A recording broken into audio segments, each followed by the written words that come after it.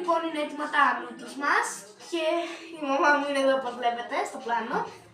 Και τώρα δοκιμάσουμε. Μαμά θα κάνεις εσύ πρώτη ή εγώ? Εσύ. Ετοιμάζομαι να καώ.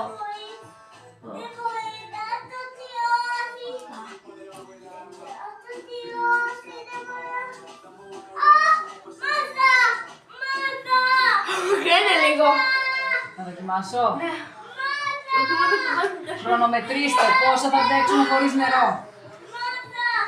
10. Καλό. Περίμενε λίγο. Καταρχήν και μετά θα δεις πώς καίει. Εγώ είμαι μαμά. Ναι, εγώ είμαστε έτοιμα. Εδώ έχω νεράκι. Δεν θα χάσω τόσο εύκολα. Να συνεχίσω, είναι καλό. Αν δεν συνέχισε. Είναι νόστιμο. Πάτω, σύνηθες. 10.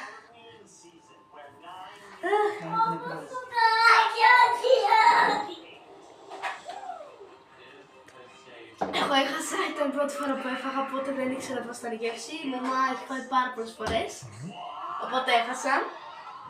Και που είμαστε σε άλλο στο σημερινό βίντεο, μην ξεχάσετε να κάνετε like και εγγραφή. Αντίο!